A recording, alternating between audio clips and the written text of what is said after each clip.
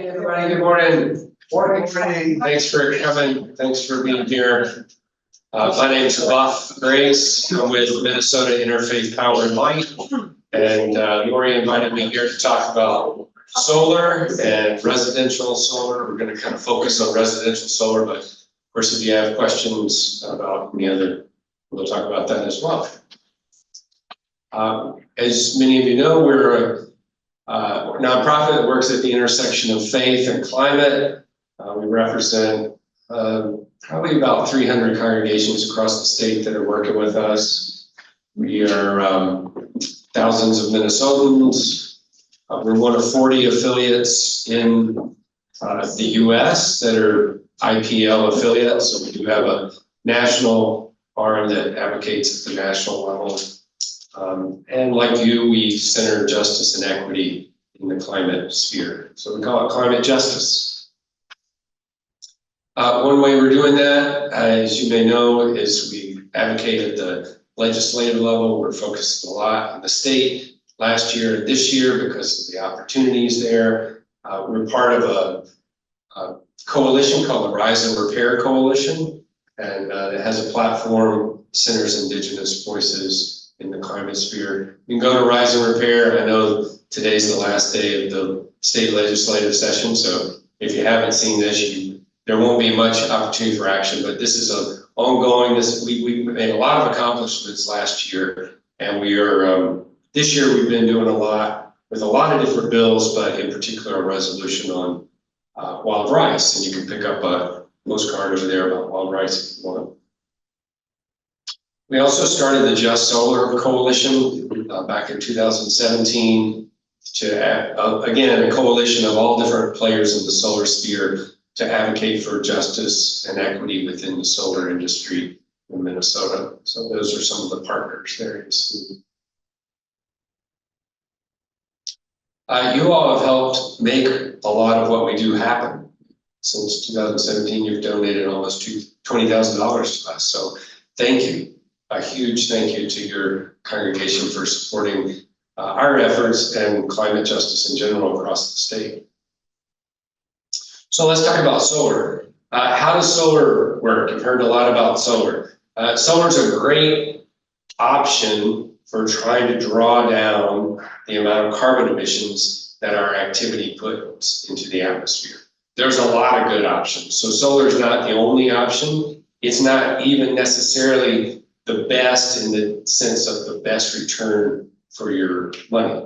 So there may be other things you can do at the household level at smaller dollar figures up front that will make, maybe not quite as big a difference as solar, but dollar for dollar, just as good. But let's talk about solar. We can come back to some of those later if you want. This little square here, see in the middle there, that's called a solar cell. Solar cells are about the size of your hand. And solar cells, at this stage of the game, are all made in China. With President Biden's recent tariffs, that might shift a little over the next decade, but for right now, all of those are made in China. Really all across the world, everybody that uses solar uses the ones that are made in China. These are compiled into the panels that you see on that roof there. Those panels about the size of an interior door. And then those panels are linked together. The cells are made up of sandwiches of silicon. Silicon's the second most prevalent element on the planet. So easily accessible. And there's this set of electrons that get bounced around on those panels when the sun hits it, and that's what creates the electricity. The electricity comes in the form of DC current, direct current, and we use in our electric appliances and things in our buildings and out on the grid AC current. So we have to have an inverter. What's this little? We have to have an inverter that changes that direct current to AC current. And there's two basic types of inverters. Most residential systems will use what's called a microinverter. So every single panel will have an inverter. On a big commercial system that you see on the top of buildings or out in the cornfield, but those typically use what are called string inverters or mainline inverters. And so in those situations, all the DC current from all the panels is aggregated onto one line, and that runs into one inverter. And I can talk about the difference in why you would use a microinverter versus a big inverter, but at this stage, we'll just leave it at that. All of that current that's changed over to AC current flows into your meter. And then the demand in your house or building pulls that electricity in and uses it. So every electron that goes into that meter, that goes into your building, saves you from buying that same electricity from your utility provider. In your case, I think that most of you are on Excel.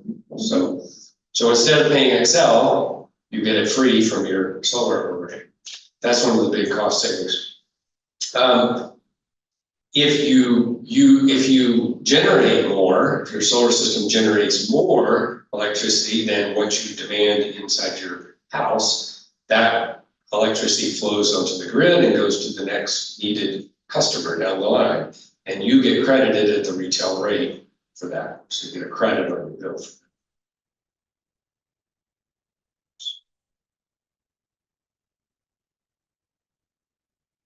So that's an example of how many residential systems look there.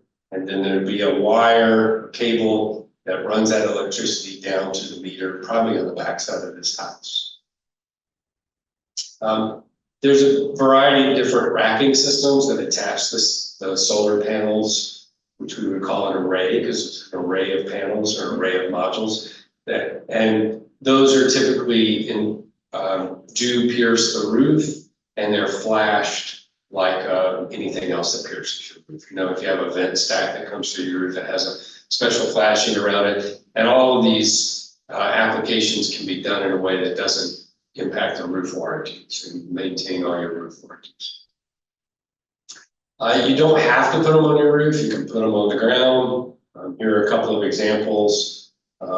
The one in the upper left is what's called a ground mount. It's a fixed system, so it's rigid and the panels don't move, they sit in one place. But you can also get something, this is becoming more popular in Minnesota, called a tracker system. And here you can tell that's a single pillar instead of multiple points of contact. And what that allows is there's a gearbox in the junction where that pillar meets the flat plane, and it moves the whole system, and that system follows the sun. So you can get a higher output from the same number of panels because the tracker system is maintaining the optimal kind of face to the sun at all times. So there's some kind of three basic values to solar, for household solar and for say a congregation to get solar.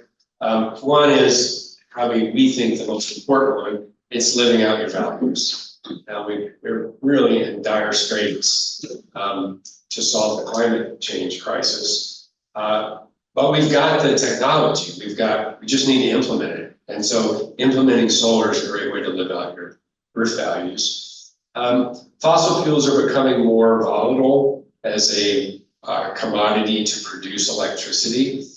We see utilities moving away from fossil fuels. You know, they're adopting more solar and wind because it's cheaper, which means that the farther we go down that trajectory, the more volatile as an investment fossil fuels are going to be. So by adopting solar, you stand to insulate yourself from the volatility of those fossil fuel markets because you lock in your costs at the year that you install your solar system. But the thing that most people are familiar with, and what we probably are interested in today, is the direct financial benefits to you. One of those is the net metering that we talked about. Every electron you generate off your solar system, you either don't pay Xcel for that, or Xcel pays you if it's an extra. You also get a direct federal tax credit. So the federal government's going to pay for 30% of your cost of your array through a tax credit. And then you may be eligible for a utility incentive. That means Xcel is going to pay you over and above that metering. And you may be available, you may have a municipal incentive available. This is my bill here. I don't have a solar system at this stage, but years ago, in 2018, we invested in a community solar garden. I can explain what those are, you may already know, but you can see the credit on our bill from using solar. A community solar gives you a much smaller benefit financially than you would get by installing your own system, but you do get some kind of credit. But this is just an example to show you what your bill might look like with a solar system. Your credit would probably be a lot bigger because your system's generating a lot. You're getting all the benefit, all the discount on that solar, whereas my bill, I'm just getting a fraction of the benefit. The person that owns the solar array is actually getting the bulk of that benefit. So let's say, you were to install a system that cost you about $25,000. You could get 30% off of that. So your upfront costs are going to be, what is the math there? 17,500, because you get that 7,500 back. Then you, depending on how much you spend on electricity each year, you're zeroing that cost out. And then you can see that for most systems in Minnesota, you can have a return on investment where you recover all your costs in about 7 to 10 years. That's a pretty standard return on investment these days. You may all, I know Edina has a 4% cost share, so they'll pay you 4% for your production value. There's a difference in how the incentives are structured. So Edina is I believe, a production cost share. It means they pay a small percentage per kilowatt hour generated by your system. Whereas the Inflation Reduction Act, the tax credit is 30% off the cost up front that you pay. So the incentives are structured slightly differently. You have to look, your installer will know what you're eligible for and will help you figure that out. Or if you work with, I'll tell you the group that is good to work with and they'll help you with that kind of calculation. We work with a group called Solar United Neighbors for our residential support. We do a lot of support, and in fact, I'm the staff person at our organization that works on solar for congregations and nonprofits. Commercial solar is a little different than residential. Residential, we partner with a group called Solar United Neighbors because they do such a good job. They're a national organization. They have a Minnesota office, and they build what are called solar buyers groups. And these buyers groups aggregate customers who are all interested in solar to get discounts from installers. So you can imagine if just one household at St. Luke's went to an installer and said, we like solar, you're going to get a bid from the installer and you're going to see what you get, right? But let's say the entire population of St. Luke Presbyterian members went together as a block to an installer and said, hey, we all want solar. What kind of deal can you give us? The installer would be incentivized to drop their price to get all your business. And that's how these buyers groups work. So we have a Twin Cities buyers group. We have a Duluth Arrowhead buyers group. I believe there's a Southern Minnesota buyers group. And solar installers actually really like this because they don't have to spend as much money on marketing, going out and finding customers. They have a whole group of people that they know, well, these people are really interested in solar. Not only that, but Solar United Neighbors is going to do all the education. They're going to explain, they're going to answer all the questions for folks, and the installer doesn't have to spend their staff time doing that. Instead, Solar United Neighbors does that work for them. So this is a really good setup. That's why we partner with them. The process would be that you would join anytime October to May. You would get the price that the installer that's been chosen is offering. So the way that works is there's a leader team formed in January of the membership. So anybody that wants to volunteer for that lead team can get on it. Then that lead team reviews the installer's bids in February and March. The installer is chosen and everybody knows what the price is going to be per watt. And then they start designing systems for the people that want to get a system designed. They explain that system to you. You decide whether you want to go forward or not. There's no obligation to go. There's no cost to join the buyers group. And then for those homeowners that want to go forward, they sign a contract and get their system installed and turned on, typically by the end of the fall. So you still have a little time. If that's something you want to get into, you can still join. If you join before May 31st, you can get in on the buyers group deal for this year. If you wait till June, you probably need to wait till October to get in next year's round. A lot of people ask, well, what if I live in an older neighborhood? I have really nice trees that I don't want to cut down. We don't want you to cut them down either. Or I have a really unique architectural design, or I'm using a slate roof, which is really hard for solar to build on. Those are good opportunities to choose some other options and not install solar on your roof.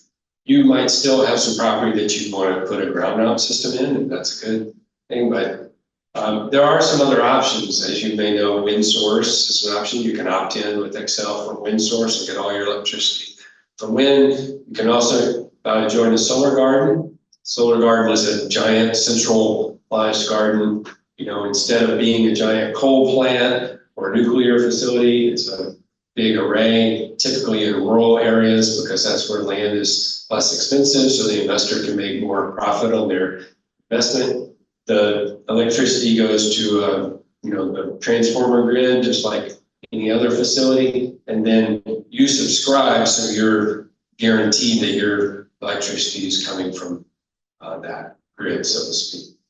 Solar gardens have seen a lot of change in the legislation in the last year, and so the opportunity is really at this stage more geared towards low-income folks. The Department of Commerce has taken over the administration of the solar garden program with Excel. And so it's less of a kind of open market, and it's more of a centralized kind of run by the Department of Commerce. And right now they're preferencing low income folks. They're trying to get low income folks to benefit from solar. So at this stage, there's probably not a lot of opportunity. There may be some opportunity where folks like myself who have had a community solar garden subscription are trying to sell it because I want to put solar on my house right now. I had to take down 3 big ash trees because of indoor ash storm last year. So now my roof is all sunny instead of covered by shade, and I want to install solar. So I'd love to sell my solar subscription in my community solar garden and replace it with a solar system. So in cases like that, you might be able to find a subscription that you can buy. But you'll have to wait a little bit to see what the law is going to do, how the structure of this is going to pan out in the next year. The folks that we tend to work with most closely with community solar gardens is a group called Cooperative Energy Futures. From the beginning, they have preferenced low-income folks. They do a great job, and they're building more community solar now because of that. If you do go kind of out on your own and don't use Solar United Neighbors, check out the Minnesota Solar Energy Industry Association. This is kind of the trade association for all the installers in the state. They do a great job of kind of presenting installers that have signed on to a code of ethics and kind of have some built-in guardrails, so you aren't and they're almost all the installers on that their list are Minnesota owned, and that's another good way to weed out bad actors in the solar industry. Minnesota is fairly conducive for solar as a business. We have some pretty good laws in our state for helping solar, and for that reason, big giant national companies have said, "Oh, let's go set up shop in Minnesota." And sometimes those national companies have not been as ethical, and they're more just trying to make a buck. They don't have the relationships in our state, and they don't have in some cases, they didn't even have a builder's contract license, builder's license. So it's good to use a Minnesota-owned. Now, that doesn't mean that every national organization, national company is bad. It just means that you're more likely to be safe with the Minnesota-owned. But check out their website. Lastly, like I said, there's a lot of other opportunities for making good choices in your household as respect to climate. You don't have to go solar. Solar is kind of a big input, costs a lot on the front end, has a big output, reduces all your carbon footprint from electricity usage. So it's great if you can do that, but you can make smaller changes in your home at smaller dollar rates up front that still can make a difference. Sorry, this flyer is over on the table. It has QR codes on the back. The biggest QR code I would direct you to is the Rewiring America. They have a fantastic kind of, what should I call it? Losing my words. It's just a really nice rubric. You just punch in your household income per year, and it will tell you what tax credits and rebates you qualify for on all these different opportunities to change devices and appliances in your home. And you can get all kinds of rebates and tax credits for doing this. So just, yeah, you don't have to remember, you just pick up this and scan that QR code, it'll take you right to the right page. Okay. So I think Lori's going to talk about your solar, right? I'm wondering if you got my slide. Yeah, I'm going to go check. Okay, good. So I'll walk through this.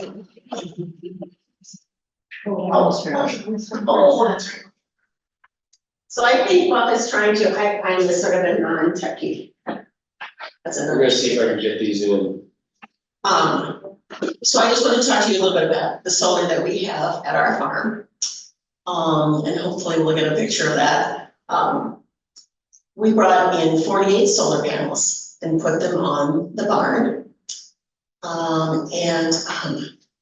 We did that through Wolf River Electric, which is a small Minnesota company.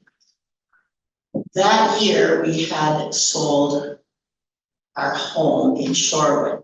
So we had a pretty hefty tax bill that was coming up. So we were able to write off $60,000, which took care of most of what we got. So that was wonderful because we took that off, and that's was part of Biden's Inflation Reduction Act.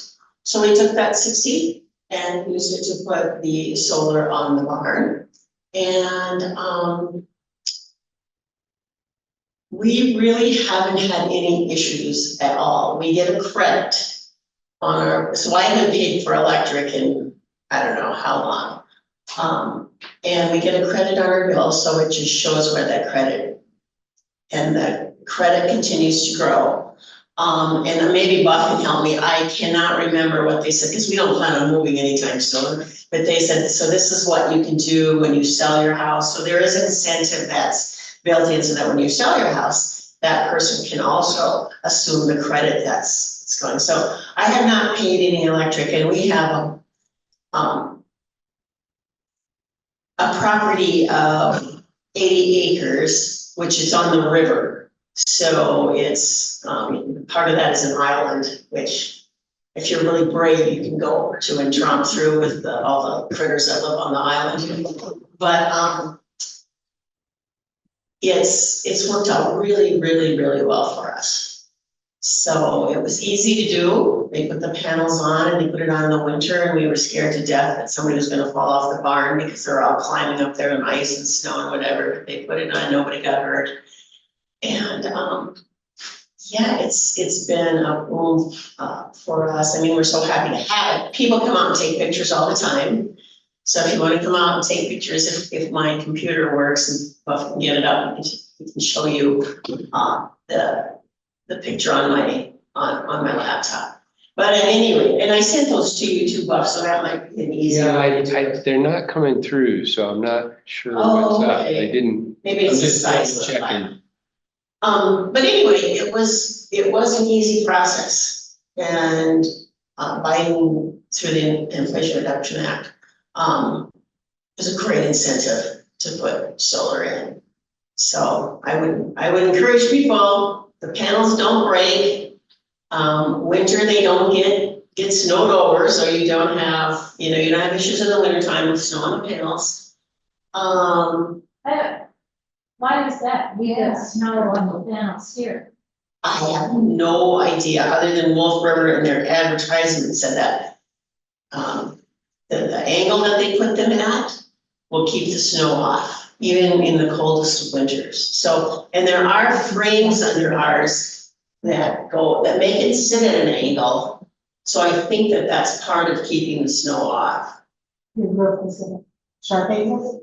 Yeah, it's the roof's at a sharp angle, and then they actually put them on at more of an angle. So they're not laying flat, they're being put on at a pretty steep angle, so. So we don't have any problems at all in the winter time. They stay clean. With us having a flat roof, panels right overhead of us here, is that more of an issue where it's harder to keep the snow off and ice off Yeah, of the panels? January, we don't get a lot of. Yeah. Because, that's. They are at an angle. Right. We got them installed very much on a flat roof up here, Yeah. so. One of the things that Wolf River said is, because our barn roof is fairly steep, like barn roofs are, and their preference was the east side to get the maximum amount of solar during the day. So, the early morning and then whatever, so their preference was always look for an east side. I'm sorry, it's Does it work? coming through, and Okay, I'm just, file, so don't worry about I'm a it. Mac person, I can't understand how the Outlook works, so I'm sorry. No, that's fine, it's fine. I mean, you've all seen solar panels, and you've all seen a barn. So that's. What else are you doing? Yeah, okay, you can come on, take a look at them also if you want to, anytime. All right, Yeah, any other questions or thoughts? Yeah, go ahead. Yeah, so you said like if you are in that, Solar United, Right, so United Neighbors? then they lead you to where you can buy solar panels and Yes, who installs and all that stuff. right, they will put together an RFP, a request for proposal. And they'll put it out on the wire, so to speak, with all the installers. And residential installers will bid for the business. And then the volunteer lead team, made up of people who are members of the buyers group, anybody can be on that lead team, will review all the bids. And they won't only choose the lowest bid. They're gonna look into who is this installer, how, what's their track record, let's get some references, they'll do all that due diligence, and then they'll choose an installer. And that installer will then be the one whose price you get and who does all the designs for all the members in the buyers group. I have one other question. Yeah. So I want a solar garden membership. And they show credits and all this stuff. And then all of a sudden I got a check. Is that something that happens? Yes. I'm sort of thinking, what should I do with this? It's from Nextel Energy and is it real? And I put it in the bank and I didn't spend it, but I thought, is that a normal thing? That is a normal thing. Kind of once a year, the utility will kind of true up the account. They don't want there to be a long-term credit for years on the account. So if you're running a credit through the year and you get to December and you still got a credit, a lot of times around that turn of the year, either November, December, January, February, somewhere in there, they'll just cut a check for the credit and zero the account out. Yeah, I just got this a couple weeks ago. So May, it's Yeah. not a biggie. I was like, so that's not kind of a thing, but I saw Yeah, to give a credit, yeah. money back. Well, you can call them and ask them, I but know, I'm guessing that's what it's about. it's just hard to follow. Just like Oh, yeah. ground cold, and you just, and then you got a little bit, and then it's lost, and then you wait, yeah, it just Yeah. drives me crazy. Exactly. But anyway, thank you. Yeah. In 1980, we put solar collectors on the side of our 1940s house to keep the hot water, because we had 3 boys that took long showers. Nice. So we had that, and then we, a couple years ago, moved to a townhome in Janice. And back up, before we moved, MNIPL came to St. Luke and did a presentation. And we connected with Cooperative Energy Futures. And the Haven Solar Garden out by St. Cloud, we have a niche in that. And what was, it cost $25 to size the account of how much energy we were using in the last 2 years, and then bought us the amount of the Haven Solar Garden. And just for that $25, we were getting solar and the credits and the rebates once a year, $800 or, this and that. But we moved to a townhome just west of Chanhassen. There's nothing, because Cooperative Energy Future says we don't have any solar gardens to cover that area.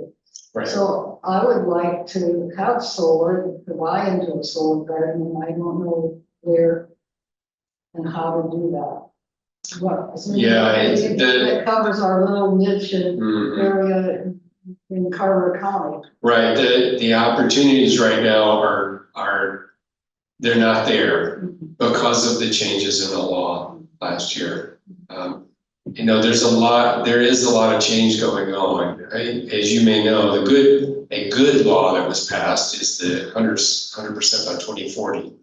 So by 2040, Minnesota will produce all of its electricity by renewable energy, which means that Xcel themselves is investing in renewable energy, and they're creating their own community solar garden, so to speak.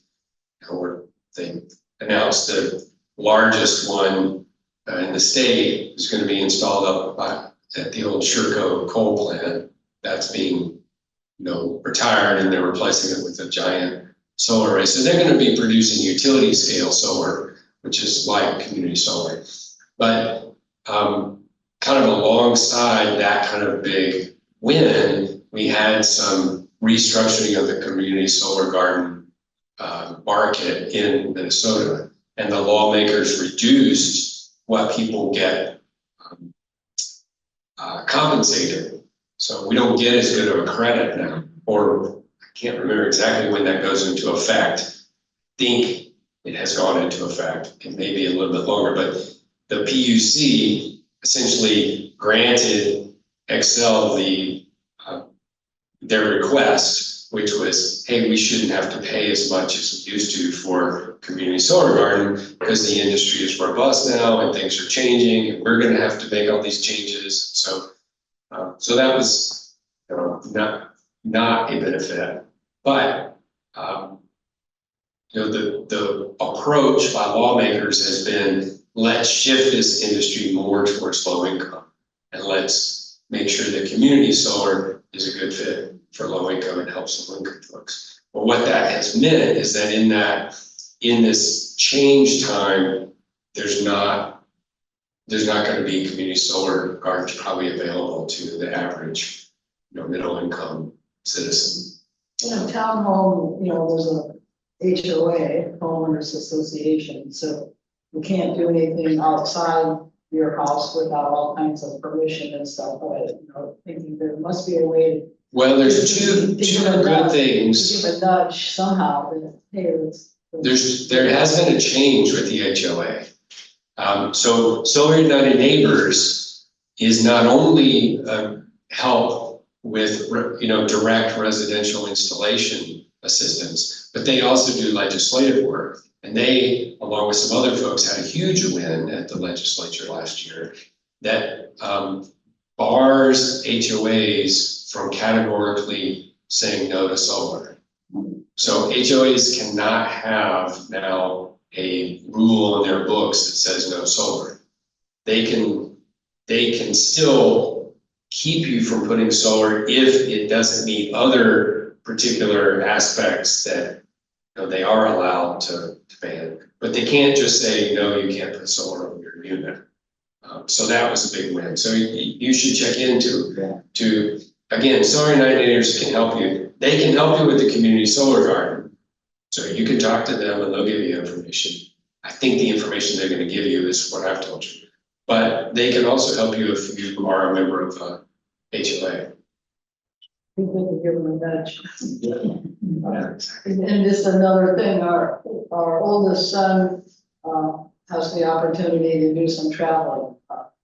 Recently retired, at a young age, but, he, took a van and just a shell and then created a camper out of it and put solar on the top, so what they have in there can be. Yeah, that's great. Yeah, that's There's all kinds of ways, the small but big, that we can make a difference. You know, along with the solar at the farm, what we did is we went to all battery powered instead of fossil fuel powered. And there's a picture in here, which I'll see if I can get Smita to send something out this week or something. But it's a big cabinet, and in that cabinet is all of the chargers for all the batteries, for like his the lawnmower and the chainsaw and the whatever. nice. Everything runs on batteries. There is no gas or any kind of oil on the, you know, now our next step is car. That was kind of the last in the row, but yeah, everything's run off batteries. The batteries are interchangeable, so it's quite efficient. You can, you know, use your racks to plug them in and then have your various tools down here, the chainsaws, the lawnmowers or whatever, but they all run on batteries. So. Yeah, that's great. Terrific. But so how is the recharging mechanism? So the battery Power. pulled out. Yeah. Okay, and then there's a rack, it's actually a bookcase, so it's like a real bookcase. And we have all the chargers there, and then you just slide the battery into the charger, and then when you're ready to use something, you just pull on one of the batteries that are recharged and put it into whatever thing you want to use that day. I don't understand the separate. How do you know that the source of power to charge those things is clean, or is that from your solar? Oh yeah, that's all, everything on our farm is solar. So that's Yeah, powering the battery and Exactly, recharging. the whole farm is run on solar.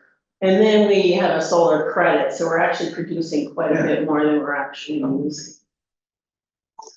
In the winter time, are you still getting enough radiation? Yeah, in winter, it doesn't seem to make much difference. It's a thing, right angle to the sun.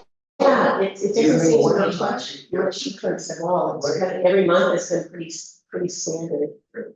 So, Okay. yeah. And yeah, You know, we had to drop out of cooperative energy futures. right. They put us on like a wait list, so that if there was ever something they had, you know, I think they're doing Eden Prairie now. Right, they have one in Eden Prairie. If they add any more, that would be a little farther west where I live. You know, they would let me know, and I'd be on a wait list to get called. So that was a nice gesture, but, you know, it's been a couple of years and. No, yeah. Think of something. Yeah, I always check in with Solar United neighbors, just because they do know more specifically what's happening with community solar in Minnesota. And if there's opportunity, they'll know about it. I don't think at this stage there is, but.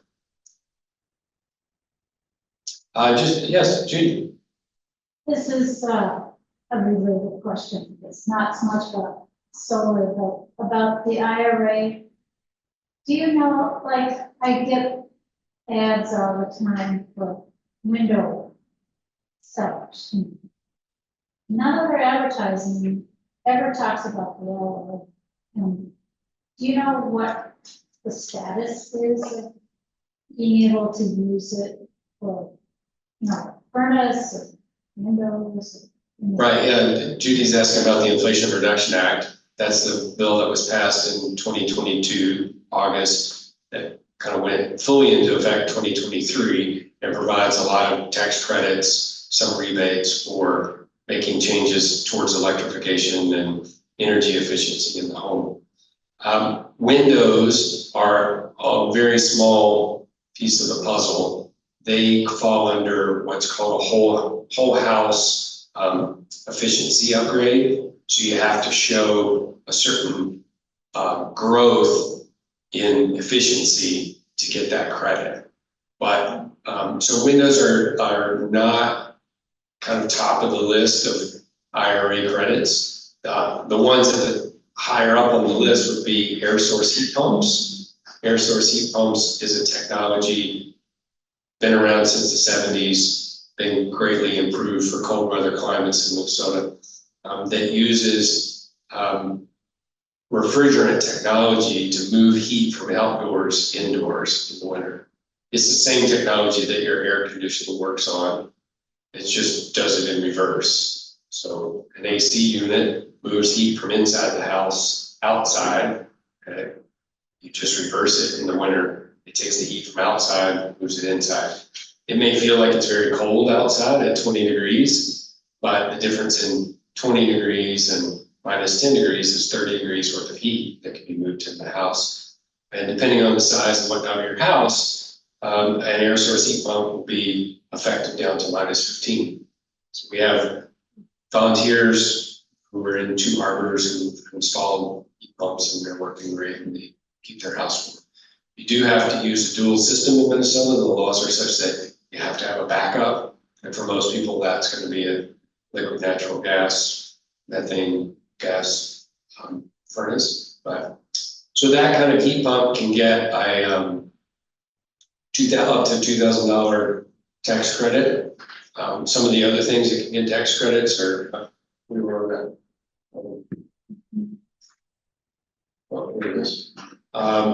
some of that same technology can be used not just to heat the whole house, but can be used to heat water, can be used to dry clothes, so those would qualify. You can insulate and air seal your house, and you'll get a certain credit back depending on your income there. An induction stove can get a rebate of $840. Electric vehicles, as you may have seen, $7,500 back from the federal government. You can get that at the point of sale, $2,500 from the state. Those are on new vehicles, so you get $10,000 off an electric vehicle at the point of sale. For used vehicles, you can get $4,600, which is a combination of $4,000 for the federal and $600 for the state. So those state rebates are not going to be available on Rewiring America. Those won't be shown on Rewiring America, but all the tax credits will be shown. It's a little complicated. There are rebates from the state, from state money, and then there are rebates from the IRA that are administered by the states. So you've got 3 different kind of incentives here. You've got a tax credit, which is straight from the IRS, so administered by the federal government. Those are available right now. Any tax credit is available now. You can find all of that on Rewiring America. They'll calculate that all for you. The federal IRA rebate money that's administered by the state, our state has not rolled that out yet. We're still waiting for the Department of Commerce to get its program together to offer those rebates. So the federal government has essentially given all the states a big chunk of money for rebates, and each state has to administer that. That's not available yet. Then there's state money that the states are administering that has been made available. And in our state, that's all directed at electric vehicles. Yeah, and as far as when is the Department of Commerce going to roll out their program for the federal money for the rebates, they say late summer 2024. Our church is gonna need a new heating system. Mhm. So is the IRA available for? Yes, for the heating system, depending on what you install. An air source heat pump is probably not technology that will work for a congregation unless you do per room air source heat pumps called mini splits, which might be effective in your facility. You have to, we've got some consultants that can help you with that. Probably you're looking at geothermal, which it's a big ticket cost on the front end, but there are huge incentives from the federal government for that. We just did a study with a big St. Paul church that looked at replacing their boiler with methane gas versus geothermal. And with all the incentives and then the subsequent savings per year, they were going to equal out to what a methane boiler would be in 1 year. So it was an easy choice for them. That may not apply to every congregation, but in their case it did. As far as the roof goes, there's no federal assistance for the roof, replacing the roof, unless in a particular situation where you replace your roof with a reflective surface and you install solar that benefits from what's called a bifacial panel. It means it collects sun on both sides of the panel. And so the reflective surface of the roof pushes that reflective sun back up to the other side of the panel. And so you're able to claim with the IRS that your roof is part of your solar system because you need that roof to provide that extra electricity. And so in that situation, those roofs are typically TPO is the type of roof that's installed for that reflective surface. In those situations, you can claim that 30% tax credit off not only the cost of the component systems like the panel and all that, but off the roof as well. And so you could get 30% off the cost of the roof through that system. But the church doesn't pay taxes. Yeah, exactly. For many, many years, congregations, any nonprofit couldn't get that tax credit, except through this convoluted financial mechanism that I don't even need to go into now. Because the IRA specifically says nonprofits can get the tax credit. And there's a filing mechanism. We're actually doing it with 2 churches that installed last year. We're going through that process to get that tax credit. So they have a particular process now. You have to get a registration number and then you use that registration number on what's called a 990T, which is the type of form you would fill out if you made any profit during the year. It's called a direct thing. Right, yeah, exactly, direct pay. So is that type of growth that you're talking about, the type of service, is that a cost equal or is it a lot more expensive growth or what's the cost difference? I'm not real familiar with roofing technology, so I couldn't say exactly. I know,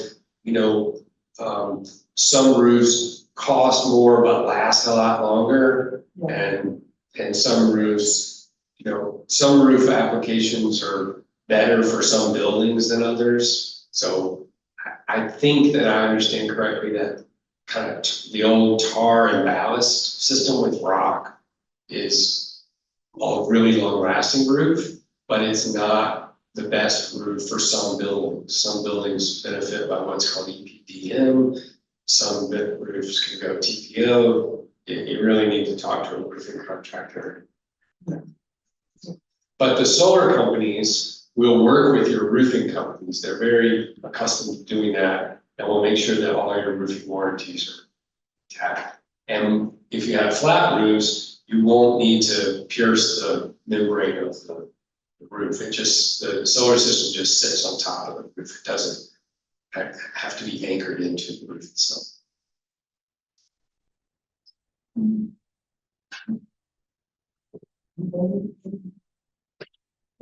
All right. The last thing I'll mention, you asked us specifically, and you probably can speak to this too, Lori, but the solar industry has really good warranties. Those panels are warranted for 25 years. Doesn't mean they stop working after 25 years, but all the materials, if anything goes wrong with that panel, they'll replace it for free. The labor is 10 years. The inverters are 12. You can buy extended warranties on the inverters. So, it's really a good investment. I mean, you're buying an appliance that's gonna generate your electricity. So you're gonna know what your costs are for electricity for 30 years. You're gonna know them on the day you purchase your system. Whereas has been raising its rates at 3.5% annually. They just asked the PUC last fall for a 7% increase in rates. They didn't get it. But so as things get more volatile, electricity costs are only gonna go up. So there's a good chance that if you bought a solar system, you insulate yourself from. Now, for folks who might be selling their home in 5 or 10 years, that might not be a compelling offer, but for a new homeowner, young family, that's expecting to live in their house for 20, 30 years, they got a 30-year, 20-year mortgage, that's a really good setup. Locks in those costs. Well, thank you so much for your time and attention. And yeah, I'm just curious, you obviously have a lot of knowledge about all this. What's your background as far as how did I'm a pastor. Yeah. I joined MAFPL in 2019. Wow, Was volunteering with them for about 5 years before that. great. And then our organization said, hey, we need to grow in solar. We need to be a better resource to congregations. And I had done a little bit of that work with the congregation I had worked with. And so I started researching. I'm a liberal arts major. I know how to research and find information and talk to people. And so I just have developed that over time. I definitely don't know it all. And what our organization attempts to do is be an expert on the experts. So we don't know it all ourselves, but we know how to go find it and get the right people. Great. So for our church, where should we start? So if you wanted to start, if you wanted to look at solar for your church, all you need to do is give me 12 months of bills, of your electric bills. I can get you a free proposal. For the roof and heating, we have solar. If you, probably the best, that's right, yeah, I'm sorry, I jumped ahead there. Probably the best thing for you all is to work with a group of, that we work with called Minify Energy. They're a small building consultant group. We can get you in touch with them. Again, it's the first step is hand us your electric bills for a year. Then we can examine those. Then this group will, this outfit will come in and talk to your leadership, your buildings team, or your council, or I think it's a session with Presbyterian Church. Whoever your leaders are, we'll talk to those. We'll walk around your building. They'll look at your boiler. They'll look at your systems, and they can give you a roadmap. Say these are the steps you would probably want to take. Here's what you're probably looking at. If you would like to hire them to kind of be the general contractor and implement what they tell you, you can do that. That's kind of how they are a profitable business, but they're happy to give you that front end assessment for free. Will you spell the company? Yeah, it's Minify, Minify. Yeah. Yeah. You can find them on our website, or you can just email me, and I'll get you. If you can send me your buff at MNIPL, and I can get you. If you can send me those electric bills, I can get you started with Minify Energy. Do that. We're working with about 8 congregations right now, and another maybe 4 congregations that have asked us, and we're starting to look at it. They're the ones that did that study for the big congregation in St. Paul I mentioned about the geothermals.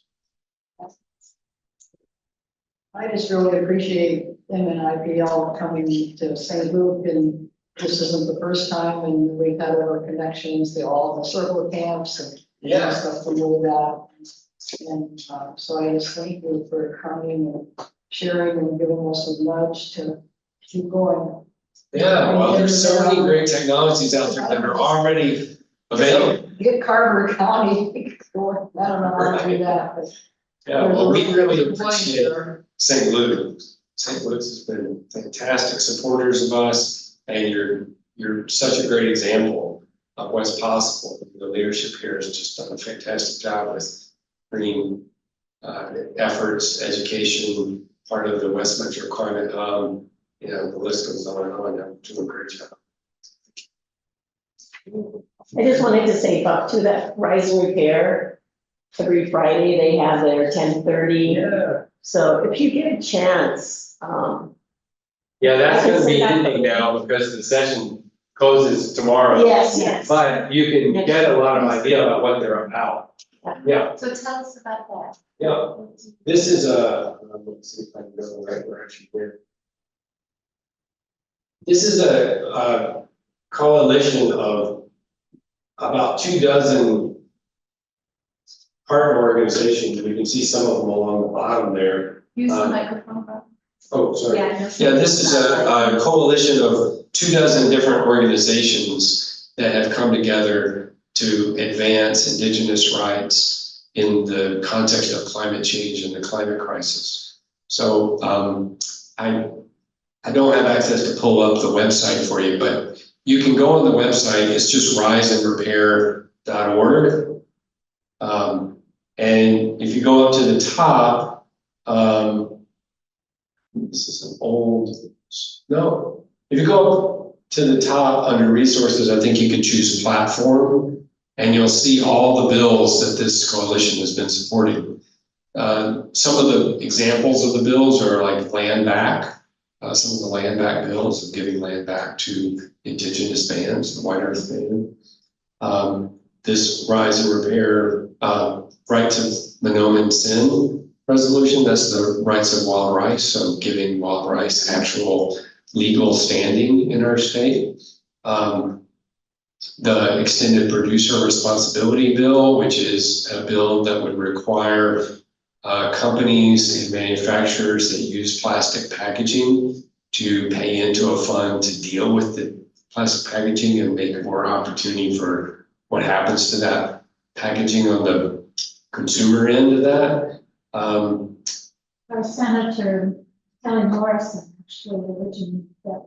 Oh, right, fantastic. Yeah. Yeah. There's a host of bills. There was a bill called Ban the Plastic Bag Ban. Yeah. So legislation had been passed in our legislature that would disallow municipalities from banning plastic bags.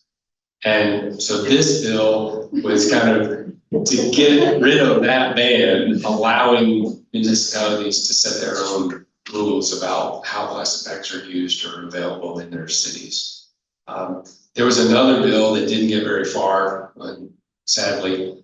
You may have seen there's a group called APAC. They're a kind of a conservative think tank, and they promulgate a lot of laws for states across the country. And one of the big ones they've been pushing in the last 5 years has been a ban on ESG investing. ESG is investing that prioritizes good governance and climate change and, environmentally responsible investment. Not just environmentally responsible, but just as ethical investing. So this bill would keep state agencies from being able to use that type of filter if they want to for their investments. And it would essentially require all state agencies like pension boards and all that to invest in fossil fuels is essentially what it is. So we were championing a bill that would not allow that type of law to be passed in our state. It wouldn't require pension boards and other state financial agencies to invest in ESG funds. It was not that type of thing. It wasn't an investment campaign. It was simply to proactively keep the other side from requiring those boards to invest in fossil fuels. But that didn't get very far. The pension board didn't understand it and they threw up a bunch of roadblocks. So we didn't get ahead on that. But there was just a really big raft of good legislation that was available.